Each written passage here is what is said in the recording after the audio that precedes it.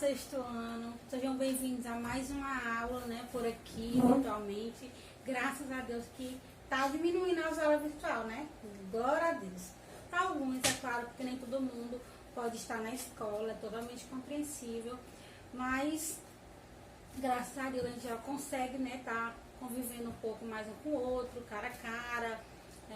Foi muito bacana essa experiência, das perguntas, da participação de vocês. Apesar de ter sido um desafio muito grande, né, para todos, não só para mim, para que trabalhar toda equipada daquele jeito é um esforço físico muito grande, né? O sistema, o nosso corpo, ele não reconhece todo aquele aparato e a gente acaba sofrendo com a respiração e fica ofegante e cansa muito rápido. A gente acaba pedindo a participação de vocês. Graças a Deus que vocês me ajudaram muito na última aula. Muito obrigada. E vamos dar continuidade hoje falando sobre sistema digestório. É bom comer, né? Meu amigo, pensa não corra boa no mundo que Deus criou para comida. Rapaz, comer é bom demais. O que seria de nós se não fosse a comida, né?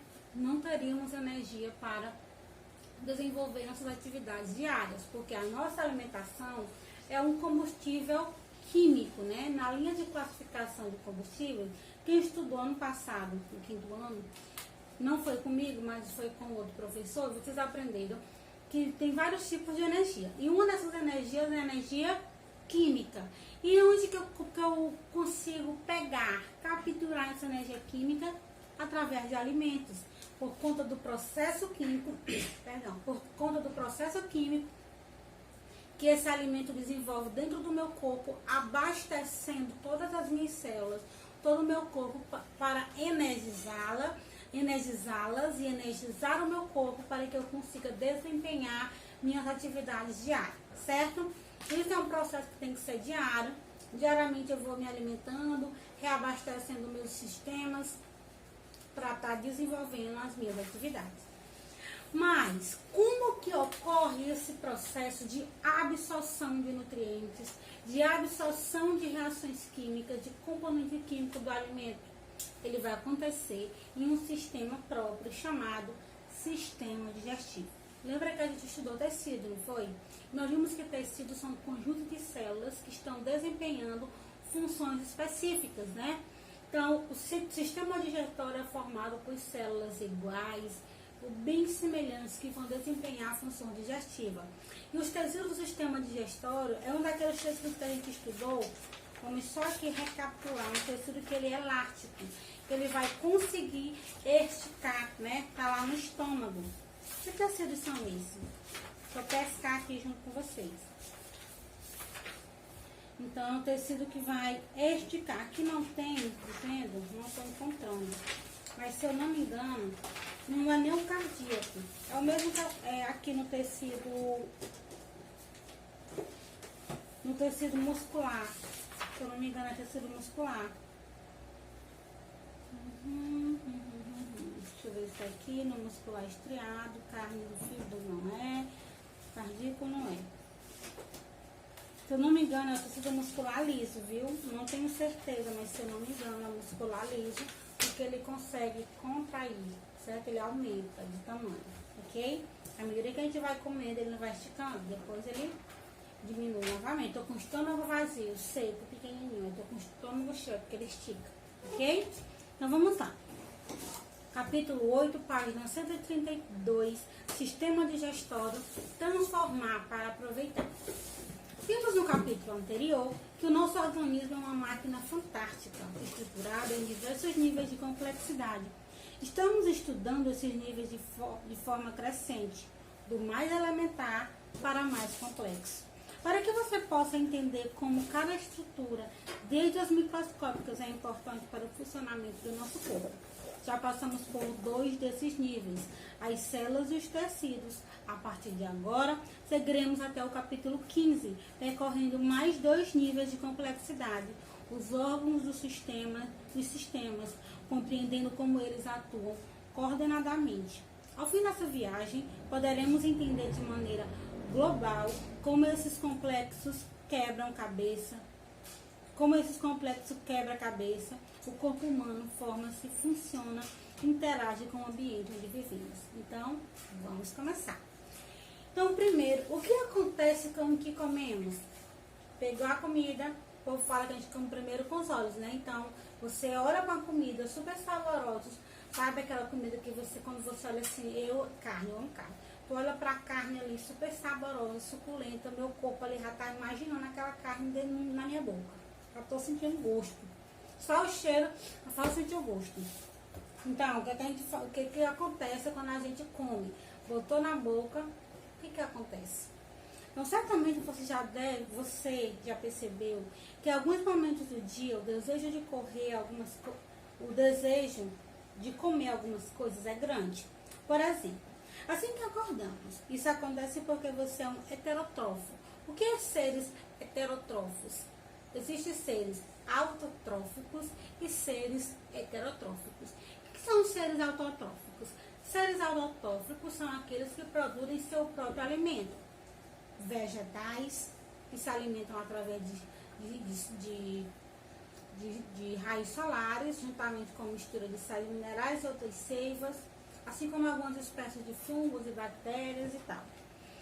Mas nós, seres humanos, somos seres heterotróficos. Tu vai dizer assim, tia, mas a gente produz o nosso alimento. Não, nós preparamos o nosso alimento, certo? Incapaz de produzir seu próprio alimento e, portanto, pertence à categoria de consumidores. Os alimentos que ingerimos contêm os nutrientes necessários para abastecer nossas células, permitindo assim que elas realizem suas funções. Como isso é possível se as células são microscópicas? Os alimentos podem não apresentar o tamanho adequado para que o nosso organismo possa absorvê-los diretamente através das células. Por isso, o sistema digestório é tão importante. Ela transforma tudo o que comemos em pequenas moléculas de nutrientes por meio de um processo denominado digestão. Então, o que é digestão? É um processo que transforma tudo o que comemos em pequenas partículas, moléculas. Essas pequenas moléculas de nutrientes então chega à corrente sanguínea que a conduz até as células. Então, como é que acontece? Você faz o seguinte comigo. Uma experiência bem simples, eu não sei se eu fiz ela com vocês. Pega 2 sorrisados. Mãe, eu quero que você compre 2 sorrisados.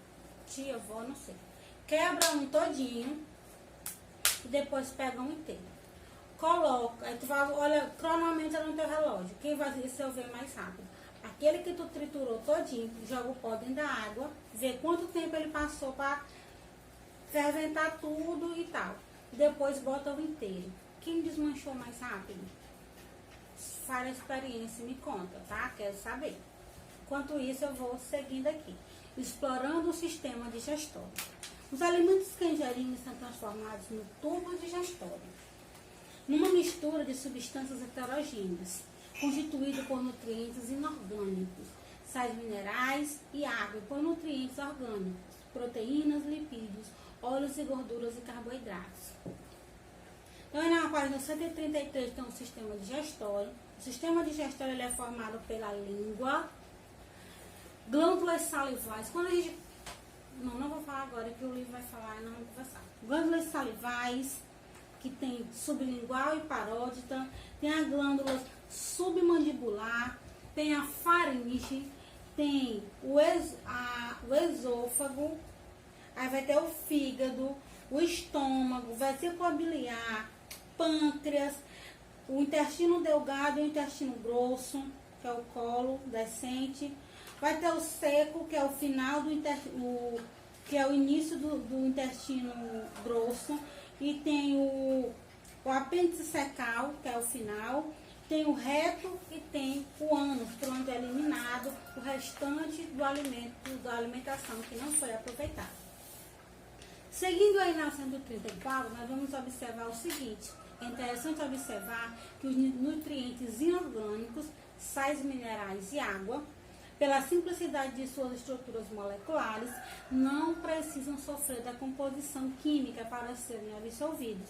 Por isso, quando a gente está doente, algumas pessoas estão doentes, né, fracas, elas têm que tomar uma alimentação mais simples, que tem menos dificuldade de ser digerida, como no caso de de água de coco, um suco, uma água, né? Toma soro, por quê? Porque o organismo consegue absorver com mais facilidade, certo? Então, os nutrientes absorvidos pelas células já que passam diretamente para a corrente sanguínea. Já os nutrientes orgânicos, pelas complexidade estrutural de sua molécula, precisam sofrer grandes transformações bioquímicas a fim de serem divididas em micromoléculas para que assim possam ser transformadas pelo sangue e conduzidas a todas as células do organismo.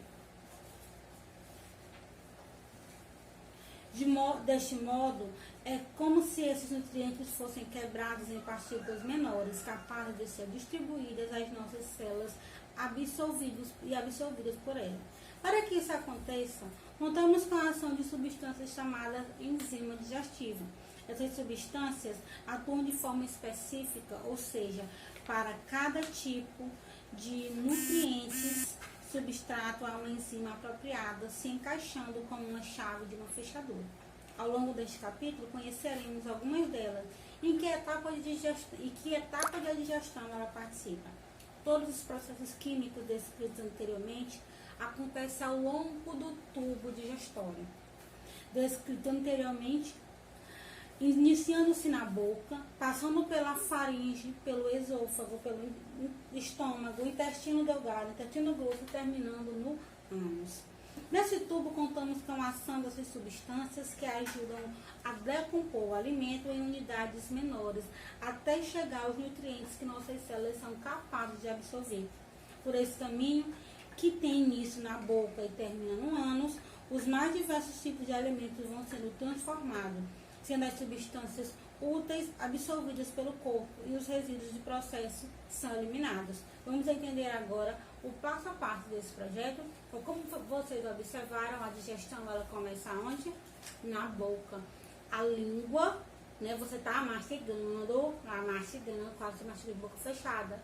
Etiqueta, por favor, meus amados. Mastiga de boca fechada, mas você está mastigando. Você tem os dentes que estão triturando o alimento, a língua que está ajudando no movimento de formação do bolo alimentar, junto com a saliva que está cheia de enzimas que são produzidas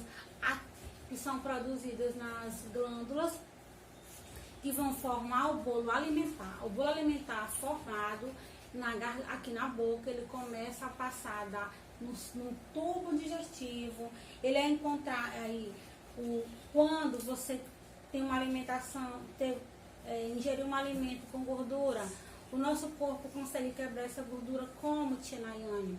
Através de uma substância produzida na bile, certo? No fígado, na verdade, que vai ajudar a quebrar essas partículas de gordura, ok?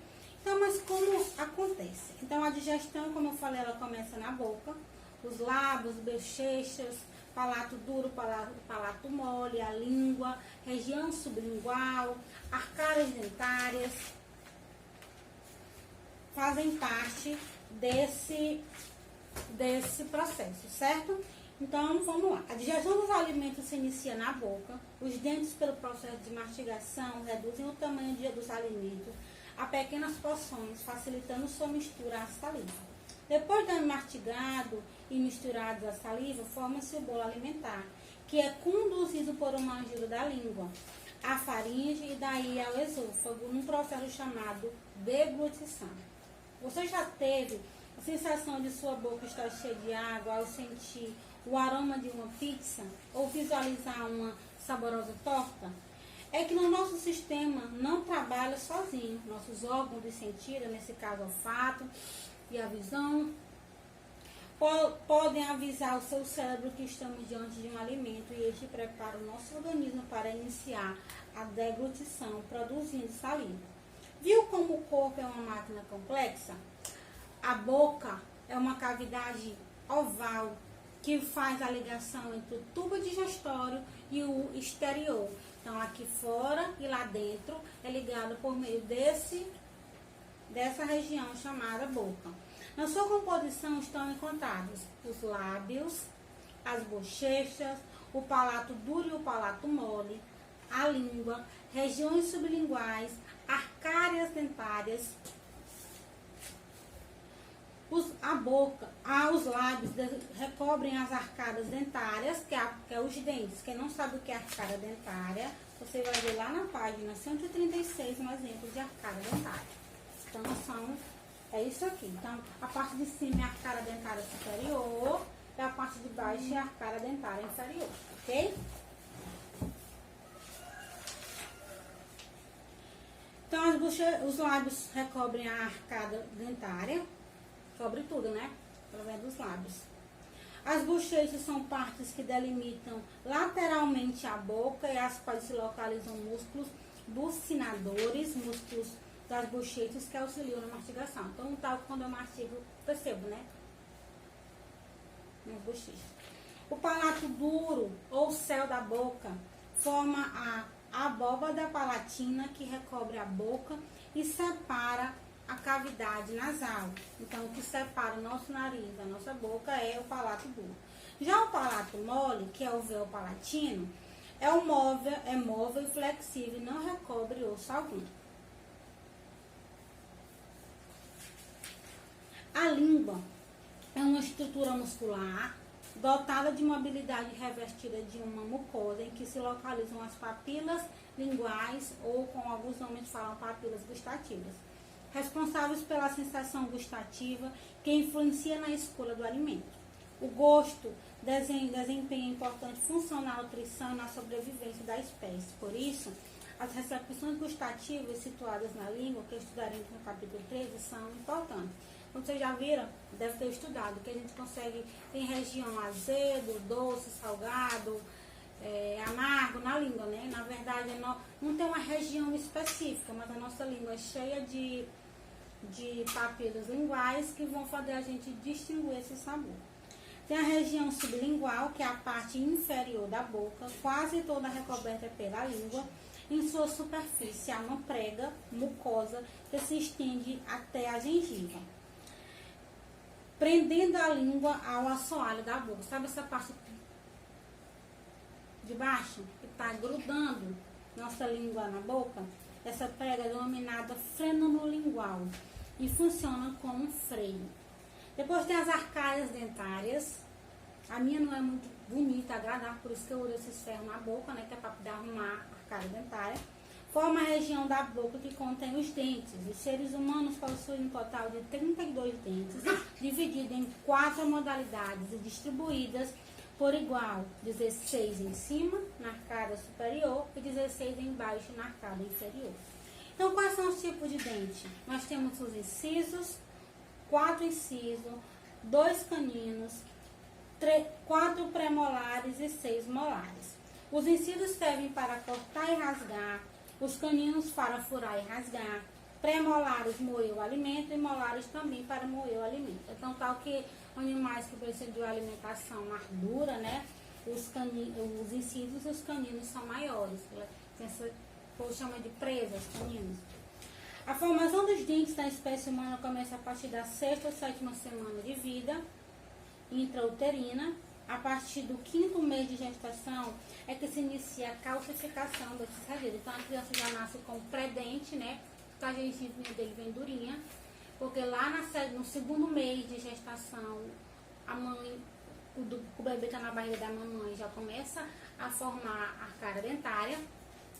E ele passa a se calcificar e ser exposto só depois, né? Então, a partir do 5º mês de gestação, se inicia a calcificação dos dentes. O dente leite ou provisório, que é o que a gente tem, que a gente arranca quando a gente é pequenininho, faz aquele drama do mundo todinho, o pai promete tanta coisa para a gente poder arrancar o dente. Ainda é protegido pela gengiva. O período de nascimento do dente de leite acontece, nascimento que é a parte que ele sai para fora, que a gente chama de erupção. Acontece normalmente entre 6 a 15 meses de vida das crianças. A partir de 6 anos de idade, esses dentes começam a cair para dar lugar aos definitivos. A calcificação dos dentes permanentes ocorre somente após o 1º ou o 2º ano de vida. E com exceção dos molares, devem estar presentes até os 12 anos de idade. A espécie humana possui, portanto, 2 dentições. A primeira decídua, que se completa no 3º ano de vida, e a segunda permanente, que se inicia no 6º ou 7º ano de vida. A dentição decídua é composto, decíduo é o dente de leite, viu? É composto de 10 dentes em cada arcada, 10 em cima e 10 embaixo. 4 incisos, 2 caninos e 4 molares. Igual vocês observam aí na imagem, na página 136. Além de nervos e vasos sanguíneos, todos os dentes humanos possuem coroa, dentina, polpa, cemento e raiz. Como tem aqui na imagem, que vocês podem estar aí desenhando no caderninho de vocês a composição do dente, escrevendo e lendo para entender o que é cada um, o que é a coroa, o que é a dentina, o que é a polpa e o que é o cemento e raiz. Então, a coroa, a parte visível do dente, é revestida de esmalte, dando licor e limitando a parte útil do dente na mastigação. A sua constituição é rígida, graças a 97% de sais inorgânicos que a formam, como os fosfato tricálcio, sais de sódio, sais de potássio e carbono de cálcio. Já a dentina, chamada de dentária, situada abaixo do esmalte, na qual há milhões de pequenos canais que levam diretamente à polpa do dente. Depois tem a polpa. A polpa é formada de tecido conjuntivo, vasos sanguíneos, fibras nervosas, proporciona acessibilidade aos diversos estímulos, tais como quente, frio, doce, ácido, duro e mole. Depois tem o cemento. O cemento, camada periférica da raiz, periférica das raízes, na qual estão inseridas as fibras, ou periódito, que sustenta o dente. Depois tem a raiz, né, que quando a gente vai extrair o dente, ou permanente, né, tem que tirar pela raiz. Parte do dente que fica dentro do osso e constitui mais ou menos 2/3 do seu tamanho, é o dobro. Então, aqui na imagem a gente tem a parte, né, raiz, colo e coroa. A coroa é a parte que a gente vê, o colo é a parte que vai ter, que tem o cemento e o interior da polpa, e a raiz, que é onde vai ter a maior parte do cemento, o canal de raiz, osso esponjoso, nervo, veia, pé. Como vimos, a saliva é importante para a deglutição, pois ela se mistura às porções dos alimentos triturados, dando ao bolo alimentar a consistência necessária para atravessar o esôfago. A gente não consegue, se a gente for engolir o alimento inteiro, é uma sensação horrível, vai demorar passar pela digestão, você vai passar até mal. Por isso que a gente tem que mastigar, misturar esse alimento com a saliva, porque a saliva tem várias enzimas, para que a gente consiga formar o bolo alimentar, para que ele passe pelo canal digestivo e assim ocorra a digestão. A saliva é uma substância aquosa de consistência viscosa, constituída de enzimas pitialina, amilase salivar, que atua sobre as moléculas de amido, tipo de carboidrato, presente nos alimentos. Além das enzimas, existem também os sais que neutralizam os ácidos de alimento. Ela é secretada graças às glândulas salivares, dispostas em 3 partes, paródita, sublingual e submandibulares.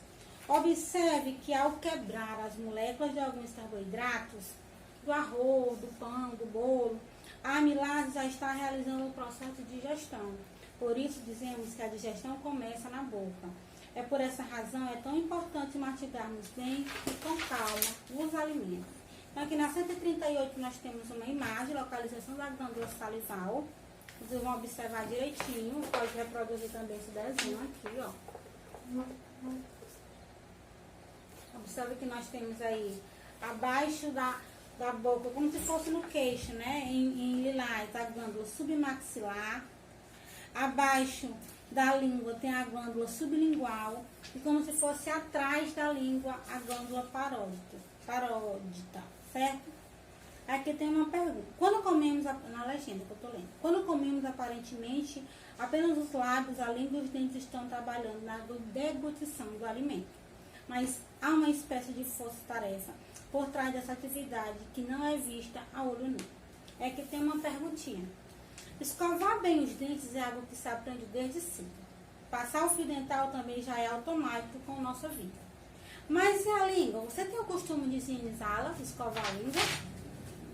Segundo os especialistas, escovar a língua todo dia mantém a saúde da sua boca, além de evitar mau hálito. Os dentistas recomendam que a língua seja limpa de 1 a 2 vezes por dia durante a limpeza.